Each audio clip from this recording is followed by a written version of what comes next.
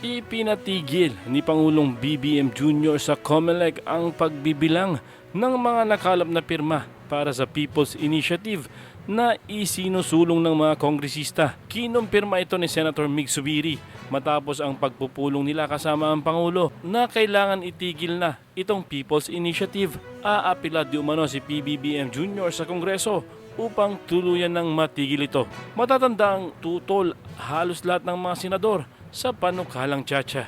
Ayon naman sa mga banateros ay tila natakot si PBBM sa mensahe ni dating Pangulong Duterte na kung hahayaan nito ang pinsan ay baka matulad ito sa kanyang ama at ng kanyang pamilya na pinaalis sa Malacanang. Kayo mga kababayan, ano ang magiging opinyon nyo sa usaping ito? The President is set to appeal to the House of Representatives and the other People's Initiatives initiators to stop this dreaded PI or their version of the People's Initiative. In his words, Madam President, my dear colleagues, it is getting out of hand. Wala pang formal na kumpirmasyon tungkol dyan ang Malacanang. Pero kanina, mismong COMELEC na ang nagsuspinde sa lahat ng proceedings na may kaugnayan sa People's Initiative. Kabilang ang pagtanggap ng mga nakolektang pirma sa petisyong na nawagang bumoto ng sabay ang Kamara at... Pero take note sabi ni Zubiri, sabi ng Presidente, mananawagan daw ang Presidente sa Congress, sa House, na ipatigil na. Pero, itinigil na ng COMELEC. Dito mapapansin mo talaga na merong may problema. Mukhang hindi nakikinig si Tambaloslos kay Marcos.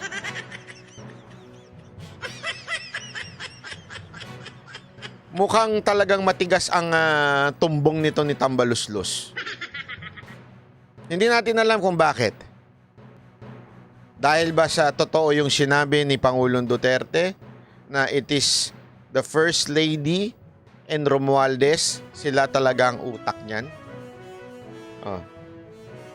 Kung maalala nyo, di ba? Ito yung isa sa mga iniingatan namin ikwento ng Banateros Brothers after the meeting with PRRD. Paulit-ulit niya. Sinabi rin niya sa speech yan sa tingin niya wala talagang kinaugnayan si Marcos. Walang alam si Marcos, mahinang nilalang, hindi niya nakontrolado. At ang nagko-control na lang ay si First Lady at si Romualdez. Kaya nga ngayon, even if kahit anong daldal ni Marcos, hindi niya mapatigil tong Romualdez na to Hindi siya ginirespeto ni Romualdez. Bastos itong si Romualdez sa Pangulo. Kaya kayong mga tanso na nandyan pa rin sa kampo ni Marcos, hoy, gising kayo, mga tanga. Yung presidente nyo, na hinahangaan ninyo, hindi na ginagalang ng Speaker of the House. Ano kayo, tanga-tangaan pa rin? Kaya nga ngayon, tingnan ninyo, COMELEC na lang ang inutusan niya na isuspindi muna. Pero again, bakit suspindi is the right word? At that time, at this moment pala.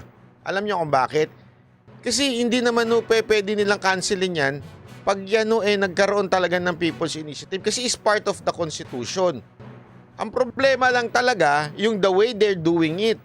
At Kamara ang merong nun. At syempre, sa tingin ko, matatakot din naman harangin yan excuse me, ng COMELEC kasi yung budget nila. Baka mamaya, madali sa susunod, di ba? Senado. Wala pa pong kwenta ang lahat ng pirma na ito. Wala pong expiry date sa mga pirma na ito. Ikinatuwayan ng Senado. We thank you and praise you for this victory you have given us. In Jesus' name we pray. Amen. Kabilang na si Senator J.V. Ejercito, mabuti na lang daw may mga opisyal pa rin ng gobyerno na may respeto sa konstitusyon at pinagtatanggol ang demokrasya. Tagumpay naman daw itong may tuturing ng sambayanan ayon kay Senate Majority Leader Joel Villanueva. Pero tuloy raw ang pagbabantay para siguruhin mapoprotektahan ang konstitusyon. Kung natuwa ang Senado, ang Kamara, kibit-balikat lang.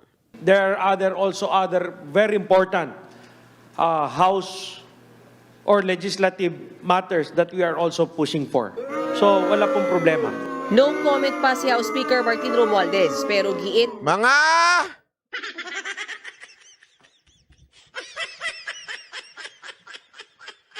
ganid sa kapangyarihan. ni House Majority Leader Manix Dalipe, hindi sila dadalo sa investigasyon ng Senate Committee on Electoral Reforms and People's Participation tungkol sa di umano'y bayaran ng pirma sa People's Initiative. Si Senator Amy Marcos ang mauna sa nabanggit na komite. Ang desisyon ng COMELEC ay kasunod lang ng banta kagabi ni dating Pangulong Rodrigo Duterte kay Marcos na baka raw mangyari kay PBBM ang nangyari sa kanyang ama kapag pinilit ang People's Initiative. Pumapasok kayo ng alanganin. Mr. President, baka susunod ka Nako! sa dinaanan ng tatay mo. Palakpakan! Yan ako takot. Ayaw ko mangyari sa iyo yan. Pag pinilit mo ito, lalabas ka ng Malacanang kagaya noong panahon na pinalayas ka. Alam mo, meron lang ako hindi pala nasabi.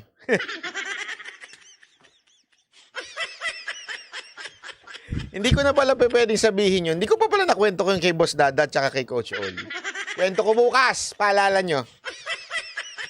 Boss Dada, Coach Oli, may kikwento pa pala ako sa inyo. Nakalimutan ko ikwento, hindi ko nakikwento. Sinabi ni PRD na hindi niya sinabi dyan. Bukas na lang. Baka mamaya mabasa yung message natin. Ha? Clue!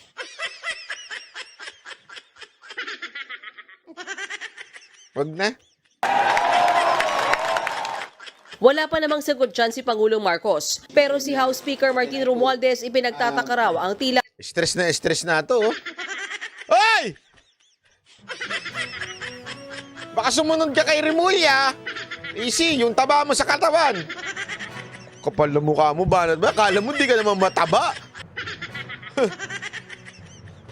Exercise din. Alam mo na, pag stress, nakakaano ng buhay yan. Ha?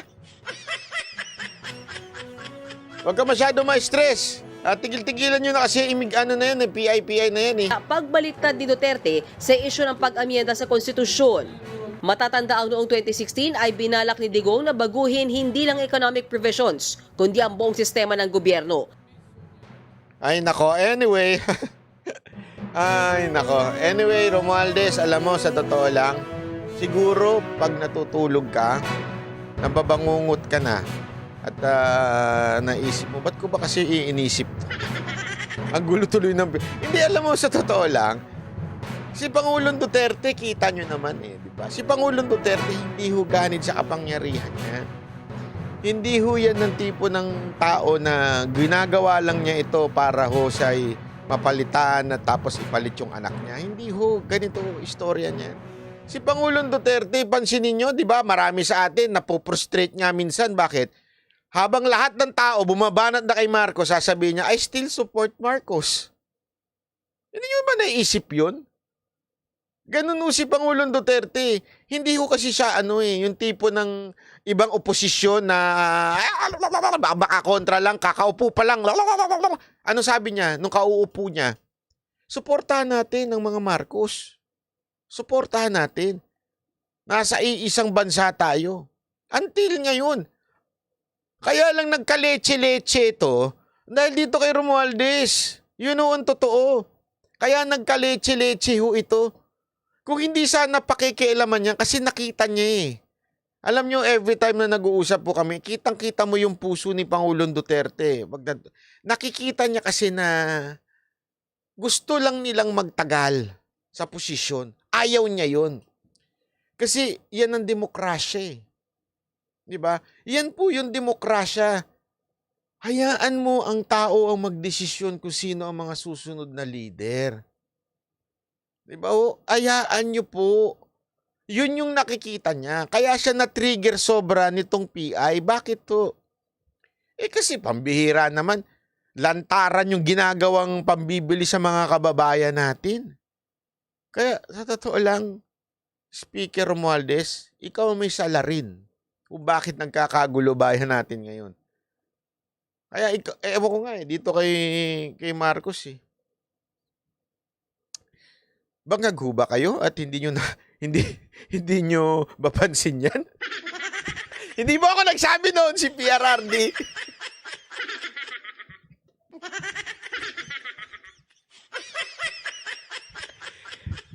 Hindi, ganun nga yung tanong ko eh. Yun nga yung sinasabi ni Pangulong Duterte. Ano ba? Hindi mo ba napapansin na walang angkaya nagkakagulo tong bahay natin dahil dun sa pinsan mo? Ikaw naman, parang wala kang ginagawa. Kaya ngayon yung tanong niya eh. Ay, hindi niya tanong, sinabi niya eh, na may bangag tayong presidente, hanggang ngayon, bangag pa rin. Yun yung sinasabi. Di ba? Kaya nga naman,